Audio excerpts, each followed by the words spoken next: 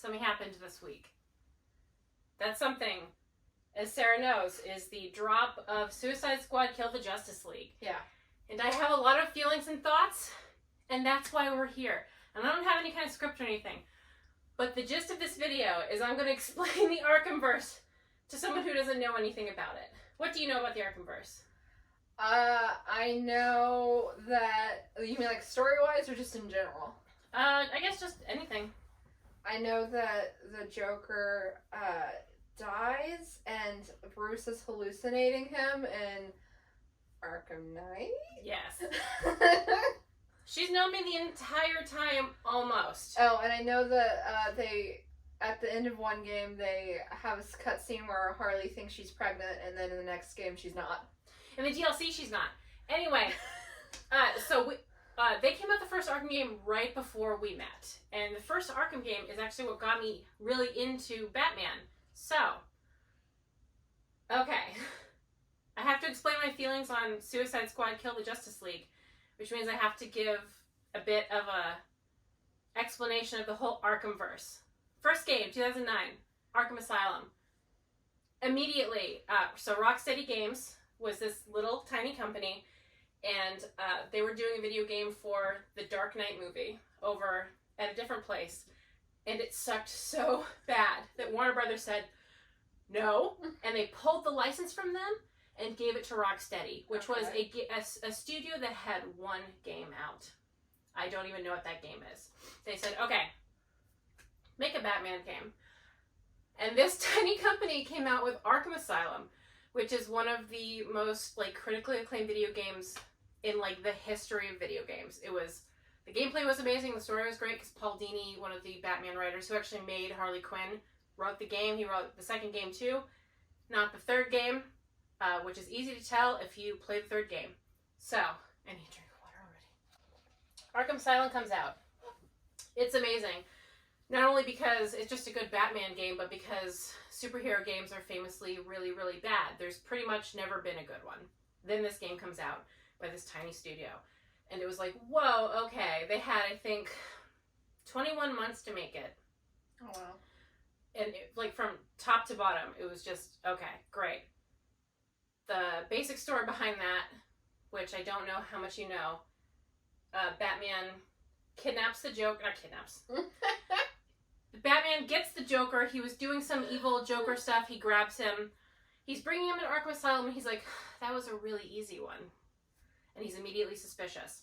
And you're bringing the Joker in, and he's Hannibal Lecter tied up, basically. And Joker's like, hey, do you think it's weird that all of my goons from Blackgate Prison got transferred here last week? Have you thought about that? And the tension's building, and it's immaculate. Joker gets free, takes control of the asylum. He has this stuff called Titan, which is basically a different version of Venom, which is what makes Bane. And he wants to just inject a bunch of people with it to make them big and strong. He wants to throw it in the water supply just for chaos. The game ends with him trying to infect Bruce with it, but Bruce is too strong willpower-wise, and it doesn't work, so the Joker's like, fine, and he gives it to himself, and he becomes Big Joker in one of the most disappointing boss battles I've ever seen in my entire life. Game ends, Joker's behind bars, everyone wins, yay, good. Second game, Joker's sick and dying from the Titan stuff, and he kidnaps Bruce and infects him with his blood and basically says, find a cure, we're both gonna die, and Bruce is like, I'm fine with that. And Joker's like, I thought you'd say that, you twink. So I actually infected a whole bunch of blood in Gotham. So find a cure or a ton of people are going to be screwed. So Bruce sends off... Oh, spoilers, Bruce Wayne is Batman. Bruce sends off Nightwing to try and find the blood to get it. He's looking for a cure. The game ends with Joker dying because of hubris. He tries to... he stabs Bruce in the arm. Bruce drops the cure after he takes some himself, and it's all smattered everywhere on the floor, and Joker's laughing, he's just like, oh wow, I cooked myself, and Bruce is like, I would have gave it to you, and then Joker goes, that's very funny, and then dies. Joker is dead. He's dead, but here's the problem. Mark Hamill is the Joker, and he's excellent at playing the Joker. So they're like, we're not going to give up Luke Skywalker when we also have Kevin Conroy, who he's like one of the most famous portrayals of Batman. He's been playing Batman since, I think, 91 in the animated series. Kevin Conroy was just the best. He is the voice you hear when you're reading Batman comics. He died a couple years ago, unfortunately. Heartbreaking. Mark Hamill says he will never play the Joker again because it got to a point where he would only be willing to play it with Kevin Conroy, which is understandable. The first Arkham game somehow got 3 original cast members from the animated series. And the animated series had Paul Dini as a writer, so it was Paul Dini writing it with Arlene Sorkin, who was Harley Quinn. Not only the voice of Harley Quinn, but the inspiration for Harley Quinn. Kevin Conroy as Batman, Mark Hamill as the Joker. And when you have Kevin Conroy as Batman and Mark Hamill as the Joker, I understand wanting to absolutely milk that for all it's worth. Makes perfect sense. So we get to the 3rd game. The Joker is dead. You think, oh, the Joker won't be in this game. But he is, because it turns out, even though he took the cure, Bruce is still infected with that Titan Joker blood, which turns you into the Joker. Okay. And some of the blood that Nightwing was collecting got out to hospitals. So several people are infected. So behind the scenes, before the game started, Bruce has been collecting people who are infected with that blood because they are slowly turning into the Joker, and he knows what's happening to him, and he wants to see what's happening and help them. And then there's this one guy who got the blood, but he's not showing any symptoms, and they think the key to curing it is in this guy. And it turns out he is hella the Joker. He's very old. He's very Joker. Harley's into it. He ends up blowing his own brains out, I believe.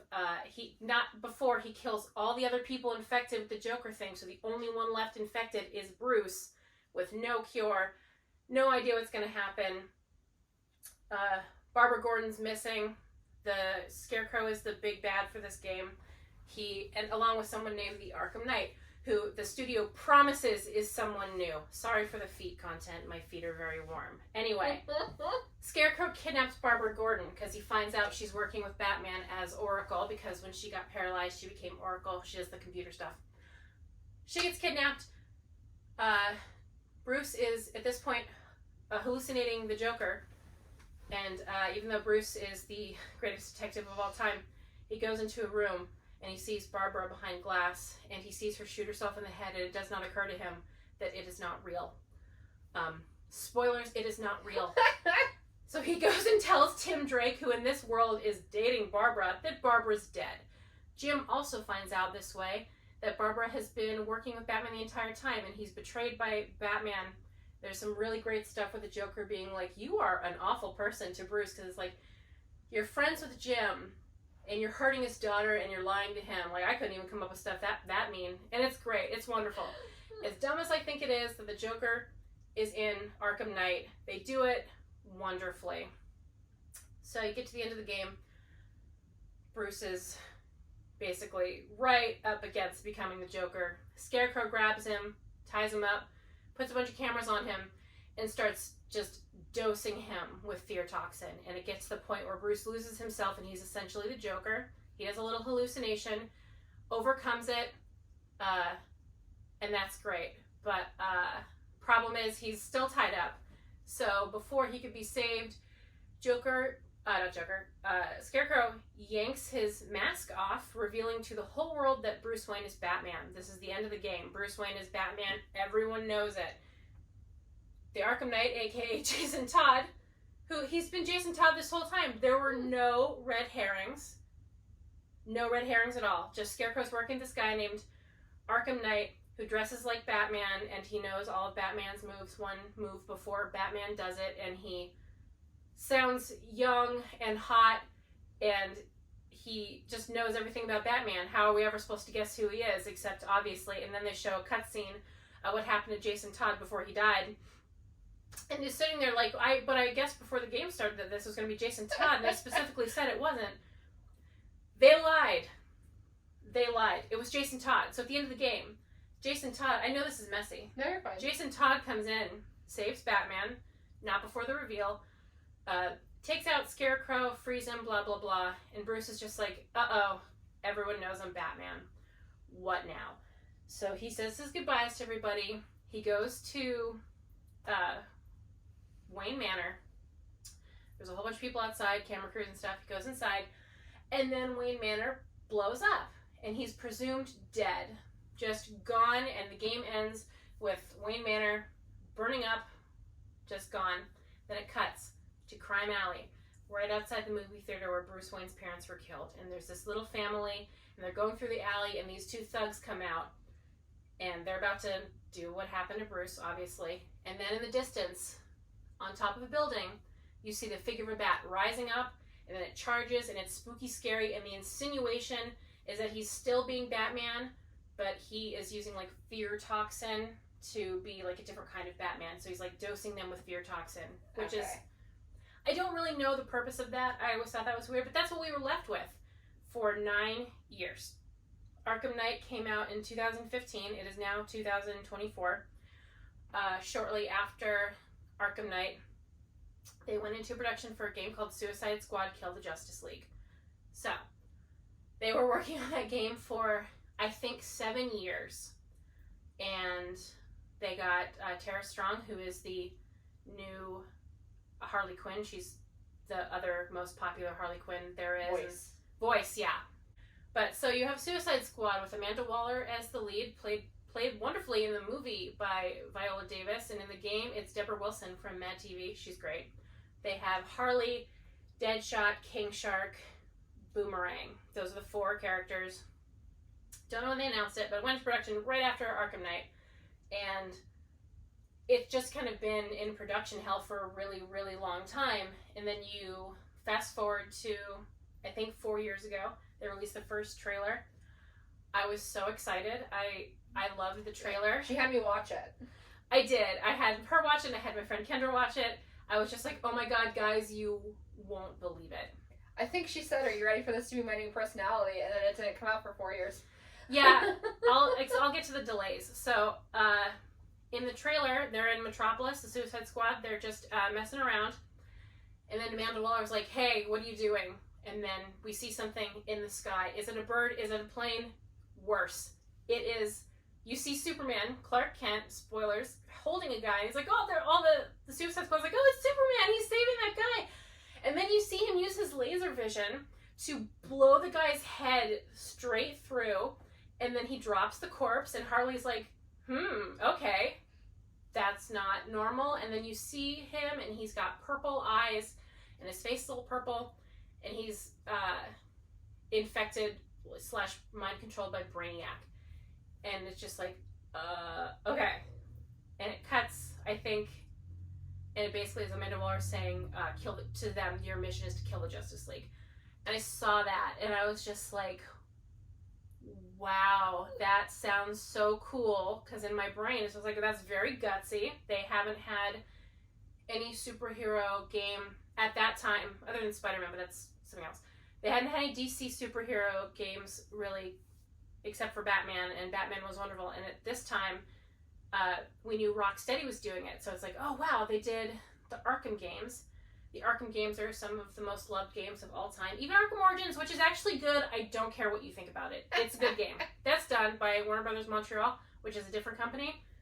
I'm leaving that out. So, years and years ago, they announced this game. And I wait patiently.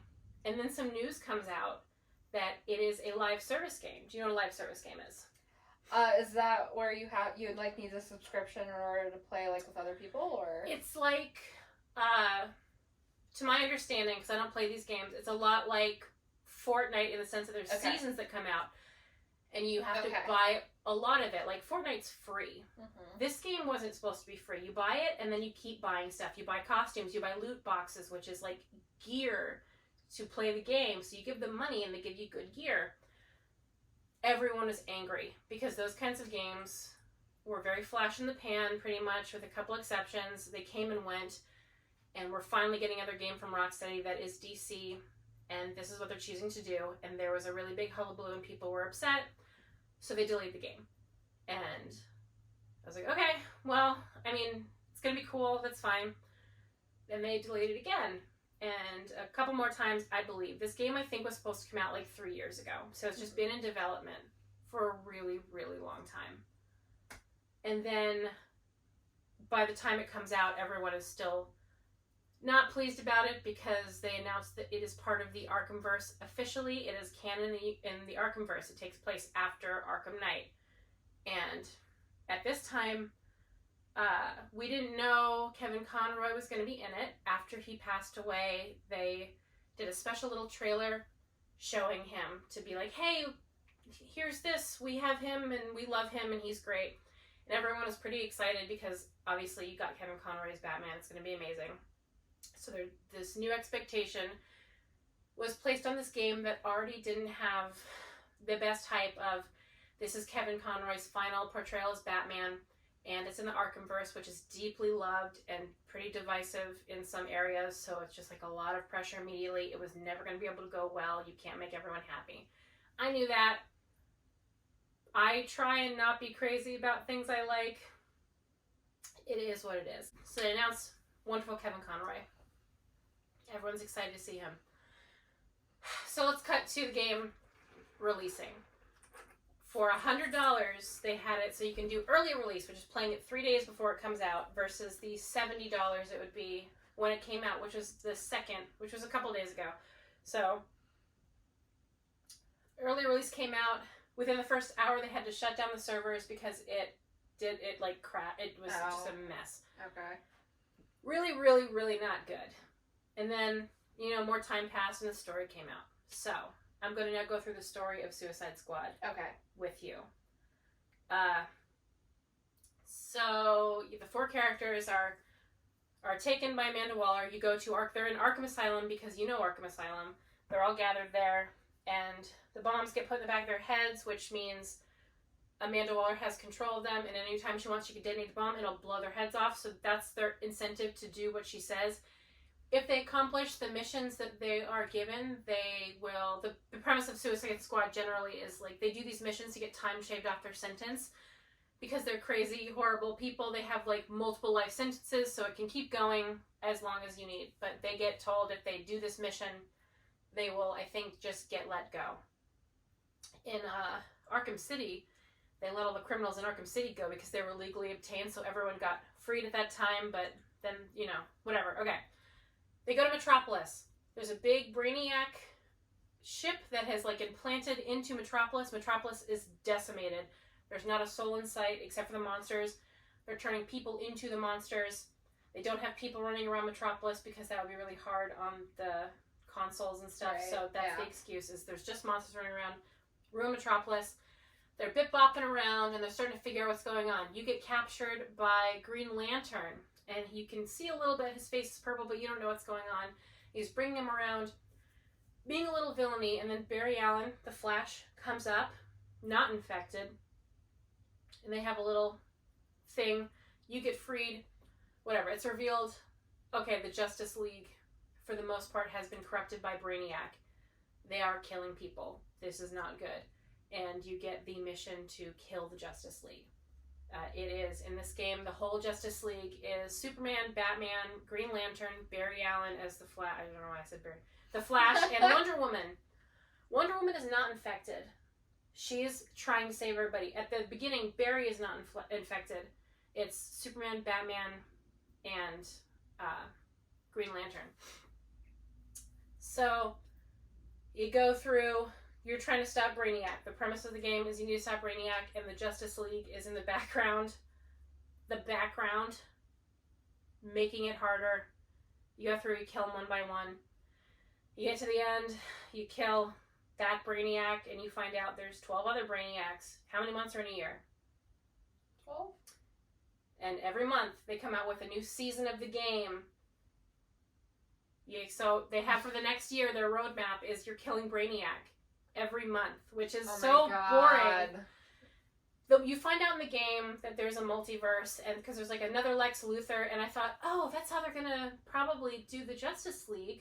They're gonna have multiverse Justice League, which is lost on me because I care about Arkham Batman. Yeah. This is the core of why I'm doing this. Arkham. They decided to make this game canon to the Arkhamverse, even though they're releasing... It's a multiverse. There's infinite They canonized every single multiverse in DC Comics, I think last year. And the games are canon because in the current Batmans, they have Arkham Batman in it. So everything DC is canon in some way.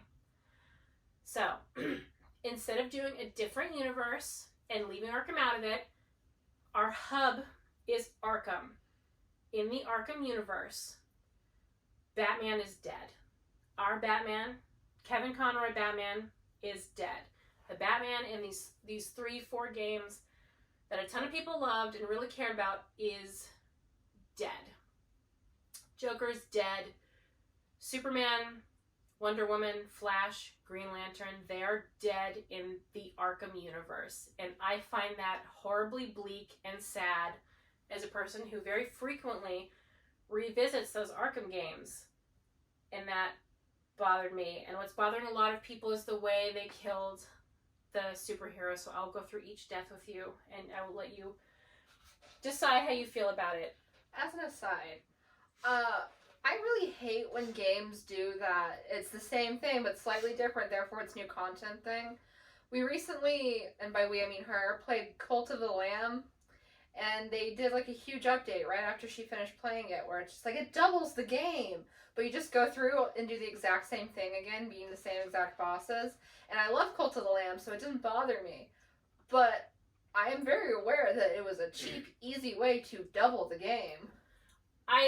As a person playing it, see, there's a different experience when you're playing it and when you're viewing it, which I obviously am going into that with Suicide Squad 2. As a player, it was fine because I feel like it was very similar, but as a person, like, watching for story, it was kind of boring. Mm-hmm. So, okay. You only kill 4 of the Justice League members. You do not kill Diana. Clark kills Diana. My kind of thoughts on the game, because I delayed it so much, it feels like they cobbled it together because, like, it's called Kill the Justice League, so you'd think the premise would be that you're killing the Justice League, but it doesn't feel like that. The first one you kill is the Flash. And you fight him, and when you kill him, he drops dead.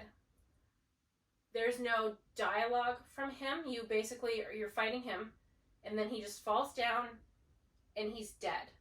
Barry doesn't get any parting words, nothing. He's just dead, which I thought was really weird. Does not seem like the kind of thing you would do when your whole game is about killing the Justice League, that you'd kill them and they have, like, no dialogue, and then people are mad because in the cutscene. So Boomerang is the Flash bad guy. He whips his penis out to pee on the Flash, his dead body. They stop him, and then they all proceed to compliment his giant penis. Which, sure. Here's the thing. I like to preface. I knew they were going to kill the Justice League. My issue is not that they killed the Justice League. I knew that was the premise, obviously, when they announced the game. And I thought that was exciting and cool. I'm not like, don't ever touch the Justice League. And it's not even necessarily the way they did it. It's just the whole thing is, like, a lot of different parts accumulate in this, like, horrible mess. So Flash dies pretty unceremoniously. And then the next is Green Lantern, where you also kill him and he falls down and he has a couple of lines and then he's dead. This is actually my favorite part of the game because they get it wrong, though. And I don't know if they get it wrong on purpose or if there's conspiracy theory or what, because there's a part in the game where you cut off the Flash's finger accidentally, Boomerang, and it's not just like a gag. They use it to get into the Hall of Justice, his fingerprint. So there's a lot of tension on the fact that the Flash lost a finger.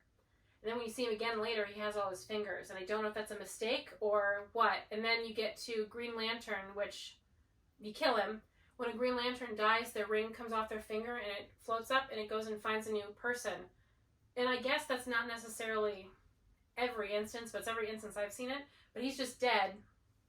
And his ring is still on his finger. And King Shark, like, rips it off instead of the ring coming off and finding someone. And then King Shark puts it on, and this is my favorite part. I don't care what any of you say, this is actually unironically rad as hell. So he puts the ring on, and they're supposed to, like, take the shields down from the giant Brainiac ship, and he starts reciting the Green Lantern Oath, which is, in brightest day and blackest night, no evil shall escape my sight. Let those who worship evil's might beware my power, Green Lantern's light. So that's how you say it, that's how you juice up. And he says it, and the armor's coming over him, and he's like floating up, and he says, "Beware my power, King Shark's might." And he conjures this giant shark from the ocean of the power, and it comes up, and it rams into the Brainiac ship, and it breaks a shield, and it's cool as hell. Don't at me. So the shield's down, you hear Amanda Waller go, "Nuke it," and everyone's like, "Oh my god, no, you can't just nuke Metropolis." But she sends a nuke, and it flies, and it stops right at the entrance of the ship. And everyone's like, huh. And Superman had come out and caught the nuke. This is roughly halfway through the game, the first time you see Superman. Oh. He corrupted, he's got the purple, he grabs the nuke, he turns it around, and he shoots it off, and it like blows up somewhere. No consequences. So he just whatever, it's gone. Superman buggers back off. And those are those two deaths. The next death is Batman. Actually, well, the next death is kind of Diana, so I'll go through that. You don't fight Diana, she's uncorrupted. She fights with Clark, and she's wanting to save them, but she knows she can't. She lassoed Barry, and the lasso of truth, and he said the only way to stop it is to kill us. You have to kill us. And she's fighting with Clark, and she jams a huge shard of kryptonite through his chest, but it doesn't kill him because apparently the Brainiac thing has changed their DNA. But he kills Diana. So she's dead. She got a pretty decent send-off. Like, nice enough. Like, they put thought into it. Then you get to Batman. Let me just lube up. There is an Arkham Museum. There's a Batman Museum in Metropolis. Very cool. You go through the game. Or not the game. Like, the 3 games, kind of. And there's, like, little exhibits. And it's just a cool little feature. And you get to the part where you're killing Batman. He's got fear toxin he's using. His big boss battle is that he looks like he's on fire and he's giant, and you shoot him until he falls down, and then he gets a full cutscene. You carry him, you do a little thing with him, but basically, you carry him, you sit him on a bench, and he's like not moving really much, but he's able to talk, and he's obviously like conscious, but he can't fight back for some reason. And they're all talking to him. He's evil, and then Harley, he's saying just nasty stuff to Harley, and she's like, "I think you're forgetting that I was with the joke for a long time, and he was really good at being mean, so you're not bothering me," basically. And he's like, "Are you done talking?" And she's like, "Yeah." Raises her gun, and she shoots Arkham Batman right in the head. And I will admit, I do like the shot. I'll put up a picture of the shot of Harley, because you see her face, and you see the gun, and she shoots him, and like a little bit of blood gets on her face, and she just has like this stone cold look, which I like that shot. But then they show Bruce, the bench got knocked over, so he's like in a sitting position, but it's laid flat, and he's just dead. Arkham Batman, that are like, the studio was made by those games, and I don't necessarily think there should be like this deep, constant reverence to every single thing Batman involved. But I thought it was a weird way to take him out when Batman was a really big deal to the studio in particular. Like, my theory, what they were going to do, because I assumed they were all going to die. And Kevin's gone. I just kind of assumed this was going to be the end. What I thought was going to happen, because they were kind of a little bit hinting at it, was that Bruce was going to somewhat break the Brainiac hold, because there was a couple moments where it felt like he was almost doing it. And I thought, oh, he's going to break it long enough to do a little thing to kind of redeem himself, because he's killing people. He's killing a ton of people. It's Batman's worst nightmare. He's murdering innocent people. He's destroyed Metropolis. This would, if Bruce Wayne, not infected with Brainiac stuff, knew he was going to do this, it's like the most devastating thing. Which, that's part of why people are upset, because, like, I don't know how to say this without coming off like a dork or anything, but it's kind of insulting, I guess, to the character, to the way they kill him, is turn him into his worst nightmare and then have him just get his brains blown out by Harley Quinn pretty unceremoniously. It's kind of like when that Ready Player One movie had the Iron Giant going around killing people. It's just like so adverse to what that character would do. Yeah, it feels like if Buffy the Vampire Slayer got killed by just like some random vampire. It's like, what? Like it's just like Winchester getting taken out by a nail? Just every nerdy reference we can... No, okay, like, I'm sorry if this comes off entitled or incel. I'm a huge Batman person. if you want to do something different with Batman, that's fine. I just thought it was weird because it feels like it was setting up him breaking the control to help, and I thought, oh, that'll be a good death, which is what Bruce wants, is a good death, famously. I thought he was going to break the hold long enough either to tell them to kill him or to do something heroic, and then he would die, which I think would have been very satisfying and good. If you're going to kill him, fine. But, I mean, I wish they had killed him in a better way. At least he got a cutscene, though. But that's what a lot of people are upset about. And then Bruce dies, and Clark hears it, and he comes. And there's a fight. And Clark, who's had 5 lines so far, you fight him. And then at the end of the fight, he falls down and he's dead. And there's no dialogue. He's just dead on the ground, to the point where I was like, he's not dead, right? Because he didn't say anything. That's weird that they wouldn't have him have, like, final words or anything. No, he's just dead. And then you fight Brainiac, and Brainiac takes the form of the Flash, and it's the Flash fight again. And then the game is over. And I thought it feels very strange because it feels like they threw it all together. Like, it feels like they scrapped everything and had a year to figure out how to do it again, because it's just like, Superman is your second to last fight, and he doesn't have a cutscene really, or dialogue, or anything like that. He just falls to the ground and he's dead. And it was weird to do that with any of them, but especially Superman. So, I find that strange because, like, the whole point of the DC universe, like the cinematic universe anyway, which this is commissioned by Warner Bros., you said, so as far as I'm concerned, yeah, is that Superman is the big bad. He's the big scary one. I thought he would be the final boss, even with Brainiac there. I thought so too, based on what you were saying. It's like, oh, he's the big bad, because in the Snyderverse, which admittedly it's iffy. They're walking back on. Yeah, I have my own thoughts on the Snyderverse. I would do a video on that, but not today. But the whole point of the Snyderverse is that, well, what happens if Superman goes evil? And the whole point of Suicide Squad is, what happens if Superman goes evil? I wouldn't say that's the point of the Snyderverse. It's what if a jock decided he liked comic books. In Suicide Squad, though, that is the line in the first Oh movie. yeah, what if he decided to, like, go after the Pentagon or something? And I guess there's also Superman in Snyderverse is so not. Yeah, no, but I think he wanted to do. It feels like he was gearing up to do Injustice. That's another thing. But yeah, that feels weird. And I'm willing to bet you that several of the seasons that are coming out, you're just going to be repeating the other boss fights. You've repeated the Flash. I'm willing to bet you repeat the other two. They said what's happening in season 1. They're introducing the Joker as a playable character. He's from a multiverse where he never got to the point where he was like a super, super criminal. So, and he was on the Suicide Squad in that universe because Brainiac is trying to take over. He's trying to terraform Earth so that his people can live there, which is exactly what happened in the Snyder thing. In in Man of Steel, Zod wanted to terraform Earth so that Kryptonians could live there. Okay. But Kryptonians can live there.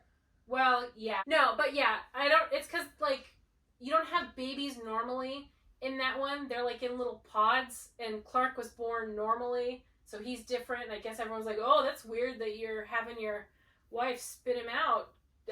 So he screwed up the canon and then made a story based on his screwed up canon? I don't really know what he was going for, but he's trying to terraform Earth in that. So season 1 of Suicide Squad, basically the game ends with you killing the Brainiac in the Arkhamverse, and it's like, well, there's 12 other Brainiacs, so I guess the fun's just begun. And every month a new season's going to come out. The first season is Joker, and he's more of a jokey Joker. He's not like the big scary one. In Arkham, he's, like, scary. His backstory with Jason went after him alone because the Joker killed a room of preschool kids and cut them up and sewed them all to each other, which is a bit much for the game. I didn't like that. You find out if you read the little things, the, like, side stuff in the game. This is not that hardcore Joker. It's just a new fun Joker, and he's much younger, and he's just, like, vaudevillian is how they describe him, and he's the new character, and they're going to do, I think, a new character, every month. As far as I know, it's all free though. You buy the game and then every month the new season comes out and it's free, versus like Fortnite where you have to, I think, buy the new costumes and the new emotes, which is where you think you press a button and they do a thing. Yeah. I think, is that where the gritty thing came from? I don't know. The flossing, I'm 31 years old. Anyway, but they've also hinted that they're going to bring in Freeze, Victor Freeze. I think it's going to be all villains because they're in the Suicide Squad. The Riddler is also in it, doing riddles, which I was very stoked about. Believe it or not, despite everything I've said, I didn't hate the game. I thought the dialogue, for the most part, was like cute and fun. I thought it was pretty fun, but it looks really boring to play.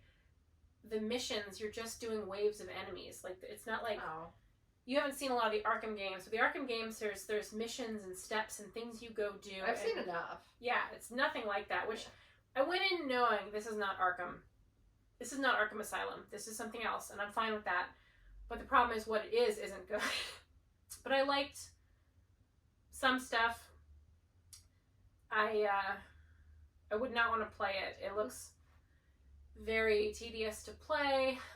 They bring back Poison Ivy, who died in Arkham Knight. She's a little kid, and you go get her, and then she goes and she's in the Hall of Justice, and she makes weapons for you. And then there's a little mission where you go collect Penguin, and then he's in the Hall of Justice, and he does weapons for you. And then you collect a couple other characters, and they're in the Hall of Justice, and they do weapons for you. And it's just... It's weird for a game that took so long to make. It feels like they scrapped it together in a way that you would understand, I think, if you played it or if you watched it. But it's so strange that it took so long to make, when it's like... I think the turnaround for Arkham Knight, the reason Arkham Origins exists, which is a game made by a different studio, was to buy time between Arkham City and Arkham Knight because they wanted to make the game good. And 9 years later, Arkham Knight looks gorgeous. The graphics are some of the best graphics that have ever existed from way back in 2015. And then you have Suicide Squad, which has good graphics, but not as good. A decade later, they're not as good as a game that came out. I don't know if it's a budget thing, whatever. My point is that it feels like it didn't take as long as they took, and I don't know what happened. I think they panicked when everyone got really mad at the live service thing, and they scrapped a lot of stuff. But to have a game called Kill the Justice League, and then all of the Justice League members kind of die unceremoniously, makes me feel like something weird happened. And I'm sure as time goes on, more information is going to come out. It's just odd, and I think, I hate to sound dramatic, I am a little sad that this is the end of Arkham Bruce, because after he faked his death, they explain in the game that he was just not doing good. He was sad, and then Clark approached him. He's like, hey, I'd like to build something with you. I'd like to make this Justice League and help people. And Bruce said that it, like, brought him back to life, kind of. It fixed him. It made him happier, and he was so proud to be working with the Justice League. And it's like, that would have been a good game. Mm-hmm. But then he becomes what he would hate desperately, and then dies.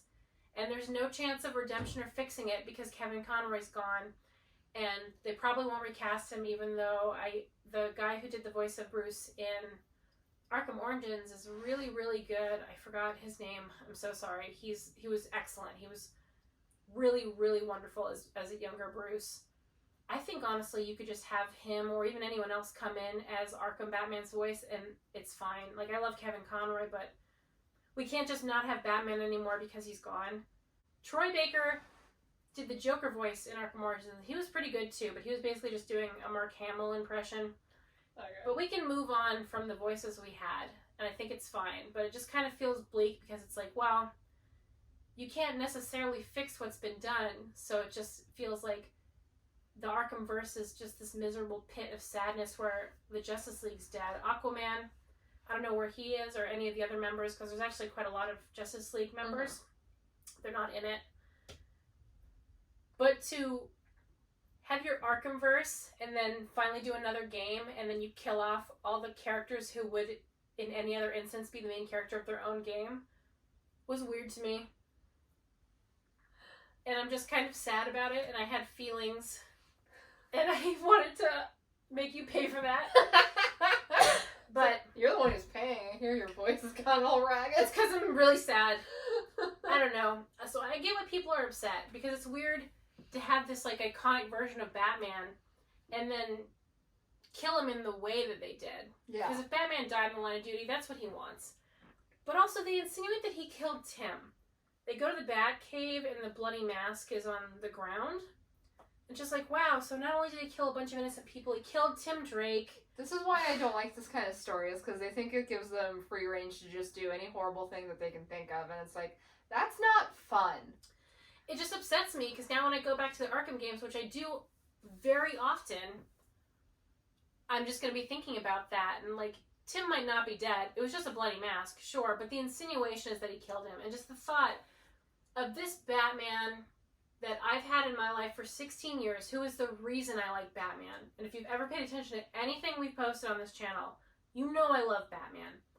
I adore Batman so deeply. It's probably my favorite thing in the world other than reading. And I like reading Batman. I have never read a Batman comic. I've only watched the movies that she has made me watch. And I know names that I shouldn't know. I know what the Lazarus Pit is. I know Talia al Ghul. I know Ra's al Ghul. I know where Damien comes from. I know a lot. Don't you know how Jason came back? Yeah. Yes, I do. He was the Lazarus Pit, right? Well, there's an iteration where he was the Lazarus Pit, right? I think the new canon. Okay. Well, in Gotham Knights, the game, but Superboy Prime punched a hole in the center of a paradise dimension. Yeah.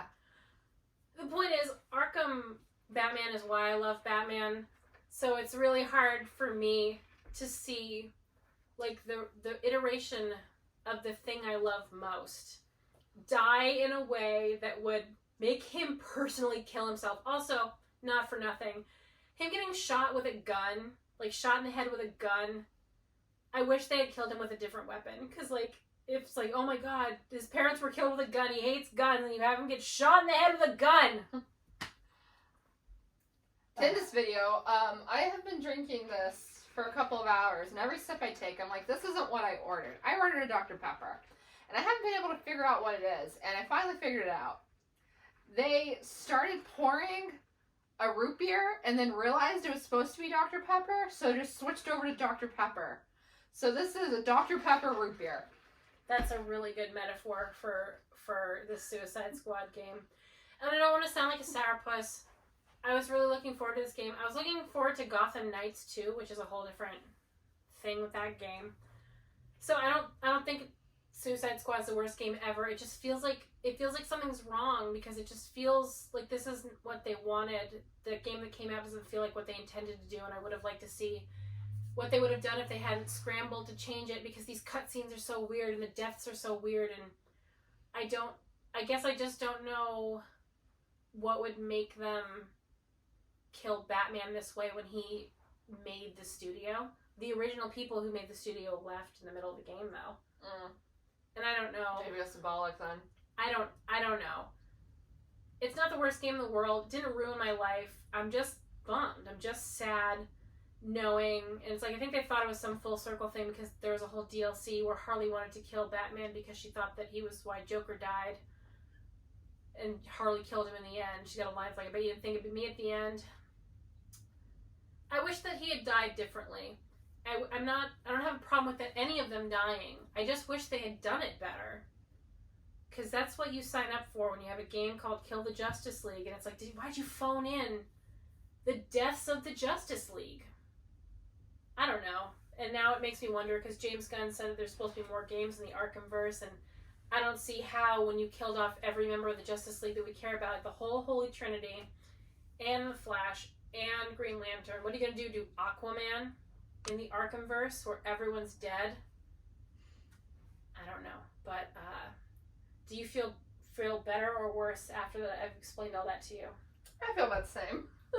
What are your closing thoughts on everything? Since this video is about me telling you. They fucked it up. They did. I guess if you have thoughts about the game, I actually would like to hear what other people have to say, because one of the opinions I've heard are from a bunch of angry men on the internet, and I would like opinions from people who are not angry men who say that if you have Harley Quinn scoff at her old costume, then it's the end of the world and feminism is evil. So, thank you for watching. I apologize Warner Brothers, fix this. Bon voyage. Goodbye. My throat. Yeah, I can tell. I can hear it.